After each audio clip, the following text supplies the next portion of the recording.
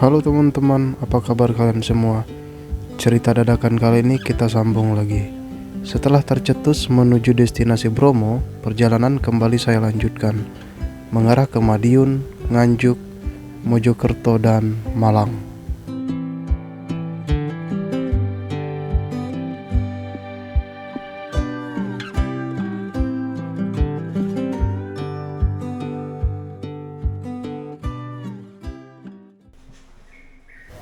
Setelah packing-packing dan bersiap untuk berangkat menuju ke kota Malang, tak lupa pula kita mencari sarapan di sekitaran kota Solo. Dari informasi yang saya dapat, menurut Google Maps, jarak kota Solo dengan Malang itu kurang lebih 9 jam perjalanan. Sehingga saya memutuskan untuk berangkat di pukul 7 pagi, tidak terlalu terburu-buru dan tidak terlalu kesiangan.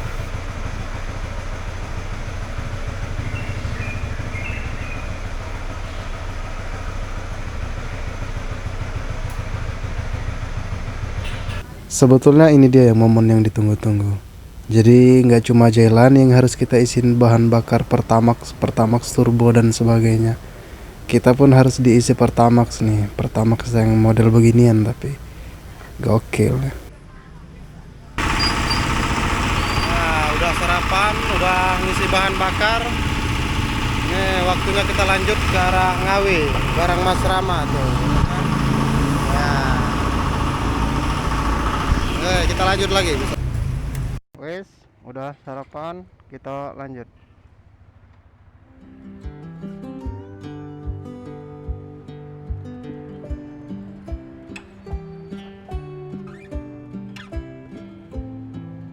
Disuruhnya lewat sana, oke. Sehubungan adek yang nggak bisa ikut gas menuju Malang karena memang disibukkan dengan kegiatan kuliahnya, jadi saya kembali memutuskan untuk solo riding menuju kota Malang. Selamat pagi Banjarsari. Pagi yang indah melewati sungai-sungai cantik ini menuju Jawa Timur. Kita via Mojokerto kayaknya, karena ada teman juga sebetulnya di daerah Mojokerto. Aduh, dia mau ke kiri guys. Kita ambil kanan dikit. Nah,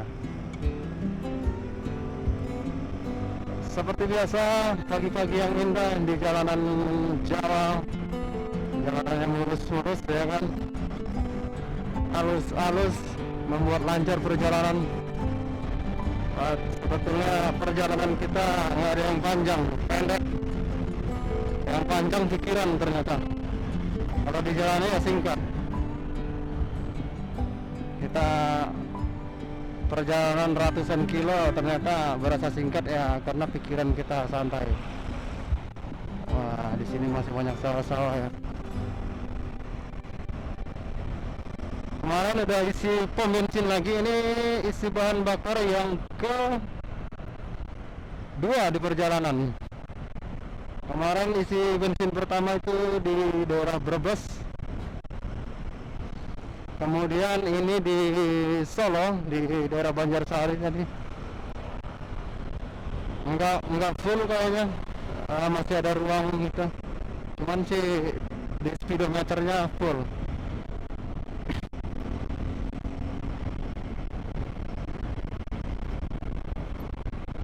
Untuk bahan bakar sendiri dari Tangerang ini gua udah habis 300.000. Nah, di depan kita mau ke kiri nih. Oke guys, dari tingkungan lagi. Pertigaan kita ambil kiri. Ini jalan Soro Mauspati, Ngawi. Aduh, ini kita kayaknya ganti musik dulu nih. Uish.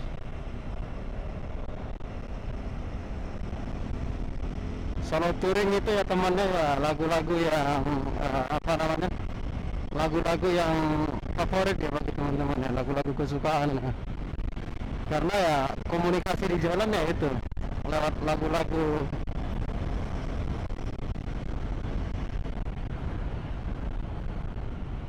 lampu merah lagi.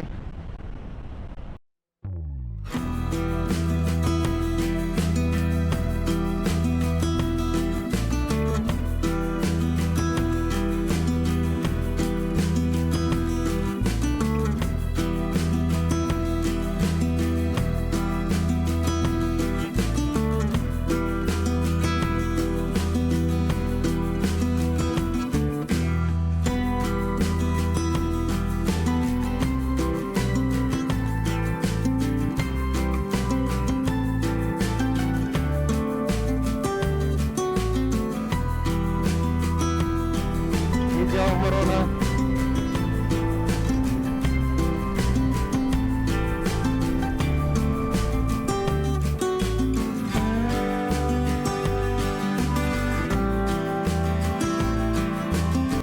Rasanya memang kurang lengkap bila tak mengabadikan momen epik di jalanan cantik satu ini. Ditambah dengan view Gunung Lawu.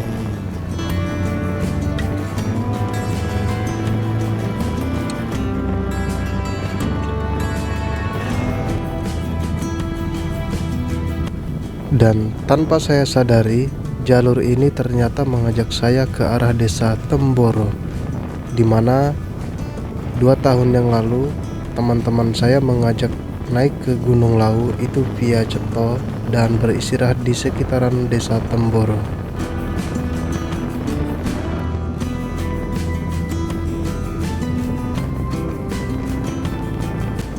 Sontak saja hal ini membuat saya kaget, dan seketika setelah sampai di gerbang perbatasan desa Temboro, saya langsung mengabari teman-teman pendakian dahulu. Dan tak cukup sampai di situ, dikala 3 tahun yang lalu pertama kali saya merantau di kota Tangerang, ternyata ada salah satu teman juga yang rumahnya itu tinggal di sekitaran desa Temboro, Magelang. Sontak saja saya langsung mengabari dan Mas Dimas mengajak untuk bertemu di rumahnya. Timur, mantap.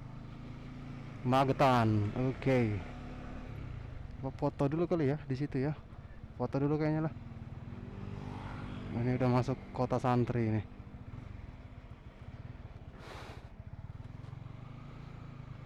Foto dulu di situ. Kita desa Temboro Karas di sini lah.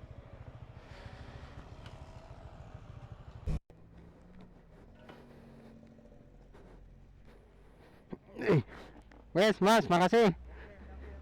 Yo.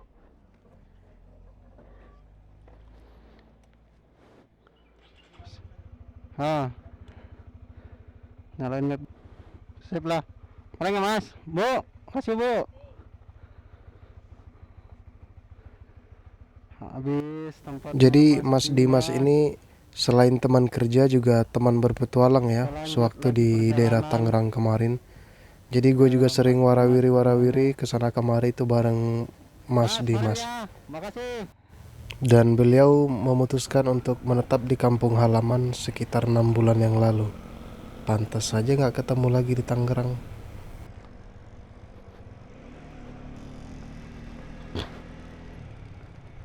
Habis ke tempat rumahnya Dimas, Mas Dimas. Nah, kita ke arah Mauspati. Ternyata tahun yang lalu, jadi ceritanya naik Gunung Lawu, yang itu tadi Gunung Lawu. Turunnya di terminal Mauspati. Ternyata jaraknya dari sini itu cuma 5 menitan apa kata Mas Dimas tadi. Deket lah intinya. Dan dijemput sama temen itu tadi, kayaknya daerah Temboro tadi. Wah pantesan udah kayak nggak asing lagi gitu. Cuman daerahnya nggak tahu namanya ya kan. Dulu waktu ke Lawu itu sama Mas Ahmad dan kawan-kawan. Nah dari terminal Mauspati dijemputlah sama beliau. Wah ternyata monggo.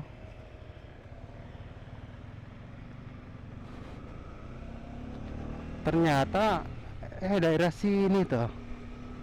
Wah, nggak nyangka ya. Nggak nyangka bakal balik lagi, dan lihat, nggak nyangka juga rumahnya Mas Dimas itu ternyata deket di sini juga, sekitaran sini juga ternyata. Bener berarti yang itu tadi, Temboro, Terminal Maspati. Kemarin di sini tuh, Terminal Maspati. Waktu naik ke Lawi ya ke situ. Lanjut ke Tawangmangu waktu itu. Gokil. Tanpa disangka-sangka bakal balik ke sini lagi. Syukur alhamdulillah. Terima kasih banyak buat Mas Dimas, semoga sehat selalu. Tadi tempat mampir tempat Mas Dimas dijamu dengan jamuan terbaik Mas Dimas. Nggak enak juga sebetulnya, habis nerima jamuan langsung cabut ya, cuman apa namanya, waktu kita juga terbatas soalnya, biar ngejar nggak kemalaman ke arah Malang ya. Jadi kita lanjut gas tipis-tipis lagi ke arah Malang. Nah, sekarang mau nyari apa namanya, bengkel dulu, mau ganti oli. Jadi dari Tangerang itu kilometernya kemarin itu, oh itu ya, mampir situ dulu dah. Kilometernya ada di 7.000. Sekarang udah 7996 ya, udah 1000-an lah. Belum lagi habis saya bawa ke apa namanya, ke Pelabuhan Ratu ya, udah 1500 kayaknya, udah tembus. Nah, jadi udah layak buat ganti oli. Kita ganti dulu ya guys. Untuk oli sendiri saya percayakan kepada Delta Loop ya. Ini bukan sponsor ya teman-teman, ini pemakaian saya real sebagai customer atau pembeli. Nah, ini saya beli 2 botol karena satu botol itu 800 ml. Sementara untuk pemakaian sendiri saya pakai di 1200. Artinya satu botol ada sisa setengah lah, untuk setengahnya saya putusin buat ditinggal lah ya, karena kita masih mau jalan jadi ribet lah gitu. Mungkin buat teman-teman yang punya box itu bisa dibawa ya, jadi pengisian berikutnya bisa ditambahin lagi. Nah, untuk oli sendiri, apakah teman-teman punya pengalaman atau rekomendasi terbaik untuk bepergian jarak jauh? Boleh dicoret-coret di kolom komentar ya teman-teman, berbagi infonya. Hanya saja sejauh ini yang saya pakai aman-aman aja, mesin juga enak-enak aja, apalagi di bawah jalan lurus seperti lintas Jawa seperti ini, mulus. Wah, ini perjalanan saya rata-rata di kisaran 100 ya teman-teman. Itu enak banget. Dan sekarang saya telah tiba di Jalan Raya Madiun Nganjuk. Ini jalannya lurus sampai ujung sana, juga mulus. Wah, ini luar biasa, ini pengalaman terbaik saya melalui lintas Jawa. Sampai-sampai mikrofon saya pun kembali kambuh. Ya, karena memang tidak kompatibel dengan helm yang saya kenakan. Jadi suara angin itu lebih banyak masuk, sehingga audio yang dihasilkan juga sangat buruk ya teman-teman ya. Mohon dimaklumin. Dan ternyata benar adanya menurut informasi yang dapat dari Mas Dimas, bahwasanya jalan sudah mulai menyepi, renggang dan sepi. Ini tentunya menambah lancar perjalanan saya sendiri. Dengan kondisi jalan yang bagus, mulus, sepi, tentunya membuat perjalanan juga cepat sampai tujuan. Meski begitu, tetap selalu mengutamakan keselamatan ya teman-teman.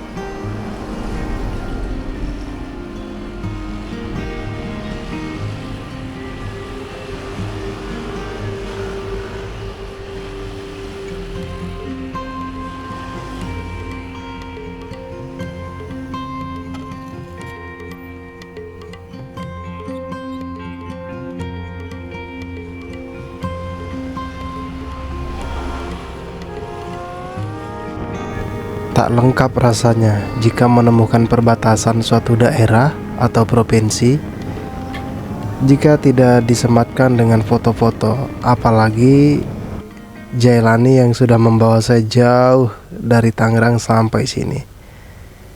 Untuk itu saya sempatkan untuk bersuap foto sebentar, kemudian melanjutkan perjalanan mengarah ke Mojokerto.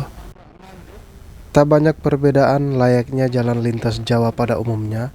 Jalur dari Nganjuk menuju Mojokerto ini terpantau lurus, juga mulus dan bersahabat tentunya ya. Sehingga memang buat teman-teman yang sudah merasa kelelahan atau pegal sebaiknya untuk menepi, berhenti sejenak atau sekedar beli minuman buat menghilangkan rasa kantuk, itu harus ya teman-teman. Nah, untuk saya sendiri ini tidak berlaku ya teman-teman, karena fisik masih oke, stamina juga masih aman, jadi saya terus melanjutkan perjalanan. Sehubungan memang ini kali pertama saya ke arah Jawa ya, jadi rasanya melihat satu hal yang baru itu wow banget gitu ya. Jadi ya walaupun jalannya lurus ini tidak ada rasa bosan ya, asik-asik aja gitu.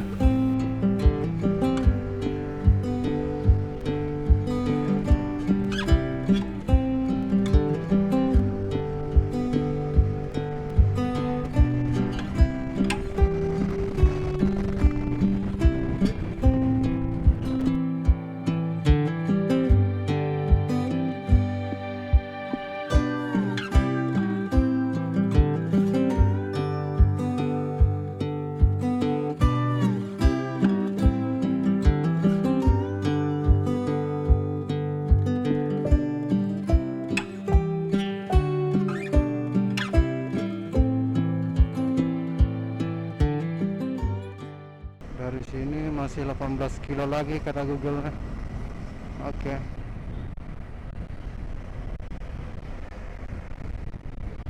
Daerah mana ya? Daerah mana cuy? Mojokerto, masih Mojokerto. Dari kejauhan nampak jelas Gunung Arjuna yang menampakkan diri dengan gagahnya.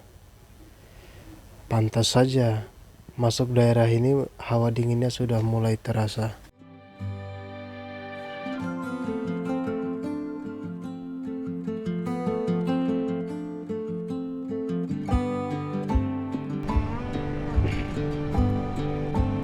Ayo guys, solo touring se-enjoy itu kan.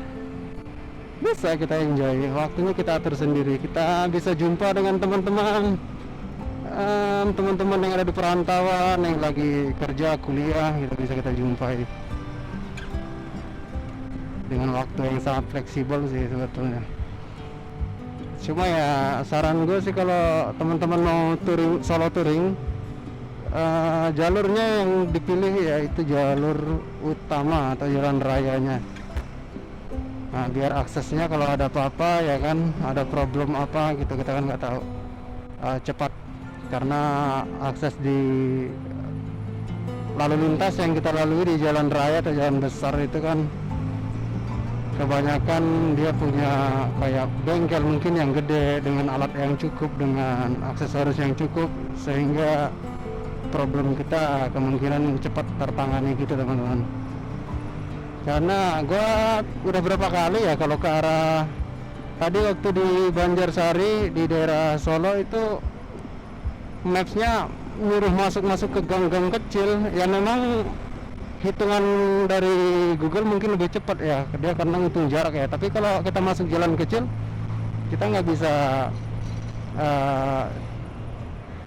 jalan 70 atau 80 gitu ya kan. Sementara kalau kita di jalan raya 80 itu sedang gitu. Gitu ya teman-teman. Sebetulnya gue tadi nyampe di Purwodadi itu di sekitaran jam 5 dan hari masih terang. Gue gelap ini karena tadi sempat cari penginapan di daerah sana, dan ternyata nggak ada yang cocok karena kayak ngelewatin gudang ditambah ada di ujung banget. Karena gue ragu, akhirnya mutusin buat lanjut ke arah alun-alun Kota Malang. Dan hari mulai gelap ternyata, karena gue bolak-balik akhirnya mutusin buat lanjut ke Kota Malang. karena rekomendasi dari teman-teman juga banyak penginapan itu di daerah Kota Malang. Pukul 7 gue udah sampai di Kota Malang, dan kotanya ternyata sejuk sekali karena dikelilingi Gunung Kawi dan Gunung Arjuna. Kalau nggak salah ya, kotanya ternyata adem, sejuk. Setelah mencari penginapan dan udah dapat penginapan booking di salah satu hotel di dekat alun-alun Malang, gue beranjak keluar untuk menikmati sejuknya Kota Malang. Ternyata sesahdu itu ya Malang. Makan bakso di pinggiran kota, duduk di bangku-bangku trotoar jalan, itu syahdu banget. Wah, Malang bikin candu nih. Semoga suatu saat bisa balik lagi ke sini ya. Malam semakin larut dan ternyata sudah menunjukkan pukul 23.00. Artinya saya harus mengakhiri petualangan malam ini di alun-alun Kota Malang. Karena di jam 3 pagi saya pun harus bersiap-siap menuju pos pengecekan tiket Taman Nasional Gunung Bromo.